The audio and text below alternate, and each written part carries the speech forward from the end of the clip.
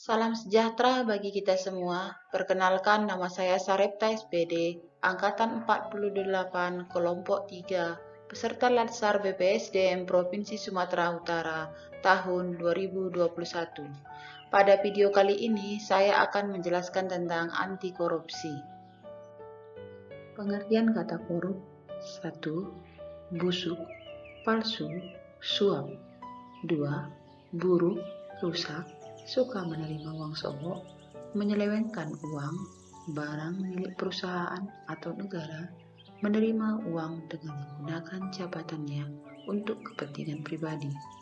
Yang ketiga, kebejatan, ketidakjujuran, tidak bermoral, penyimpangan dari kesucian. Yang keempat, penyuapan, pemalsuan.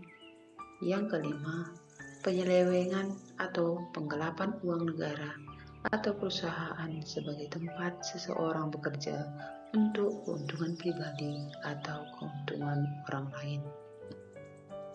Korupsi yaitu setiap orang yang secara melawan hukum melakukan perbuatan memperkaya diri sendiri atau orang lain atau korporasi yang dapat merugikan keuangan negara atau perekonomian negara. Korupsi adalah penyalahgunaan dari kekuatan jabatan pemerintah untuk keuntungan pribadi. Dampak negatif korupsi secara umum akibat korupsi adalah merugikan negara dan merusak sendi-sendi kebersamaan serta memperlambat tercapainya tujuan nasional, diantaranya 1. Tata ekonomi seperti pemborosan sumber-sumber, larinya modal ke luar negeri, gangguan terhadap perusahaan, gangguan penanaman modal. Yang kedua, tata sosial budaya seperti revolusi sosial dan ketimpangan sosial. Yang ketiga, tata politik seperti ketidakstabilan politik, pengambil alihan kekuasaan, hilangnya bantuan luar negeri, hilangnya kewibawaan pemerintah. Yang keempat, tata administrasi seperti tidak efisien, kurangnya kemampuan administrasi, hilangnya keahlian, hilangnya sumber-sumber negara, keterbatasan kebijaksanaan pemerintah, dan pengambilan tindakan-tindakan represif. Ciri-ciri korupsi ada 6. 1. Dilakukan oleh lebih dari satu orang. 2. Merahasiakan motif, ada keuntungan yang diraih. 3. Berhubungan dengan kekuasaan dan kewenangan tertentu. 4. Berlindung di balik pembenaran hukum. 5. Melanggar kaedah kejujuran dan norma hukum. 6. Mengkhianati kepercayaan. Penyebab korupsi. Yang pertama, penegakan hukum tidak konsisten. Kedua, penyalahgunaan kekuasaan atau kewenangan. Yang ketiga, langkanya lingkungan yang anti korup. Yang keempat, rendahnya pendapatan penyelenggara negara. 5. Kemiskinan dan keserakahan. 6. Keuntungan korupsi sehingga kerugian ditangkap. Yang ketujuh, pemberian imbalan jasa. 8. Gagalnya pendidikan agama dan etika. Ada 2 cara pencegahan korupsi. Yang pertama, perbaikan sistem. Yang kedua, perbaikan manusia. Perbaikan sistem di sini maksudnya perubahan atau perbaikan di dalam peraturan perundangan, reformasi birokrasi, menegakkan etika profesi dan tata tertib lembaga, penerapan prinsip good government.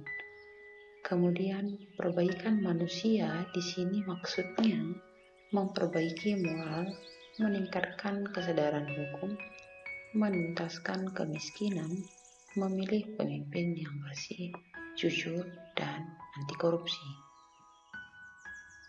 Jenis-jenis korupsi. Yang pertama, kerugian keuangan negara. 2. Suap menyuap. 3. Penggelapan dalam jabatan. 4. Pemerasan. 5. Perbuatan curang. 6.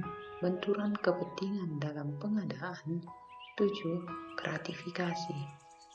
Nilai dasar anti korupsi ada 9. 1. jujur, disiplin, tanggung jawab, adil, berani, peduli, kerja keras, sederhana, dan mandiri. Ada beberapa hal yang harus dilakukan untuk membentuk lingkungan yang berintegritas. Yang pertama, memperbanyak teman yang berperilaku positif. Kedua, memperbanyak artefak atau simbol dan lingkungan berintegritas secara yang memberikan makna atau inspirasi untuk melakukan perilaku positif dan selalu ingat akan kebaikan dan kebenaran. Tiga, memperbanyak rutinitas atau ritual positif. 4. Membangun atau menjalankan sistem integritas, misalnya dalam kepemimpinan, struktur organisasi, sistem pengendalian, dan lain-lain.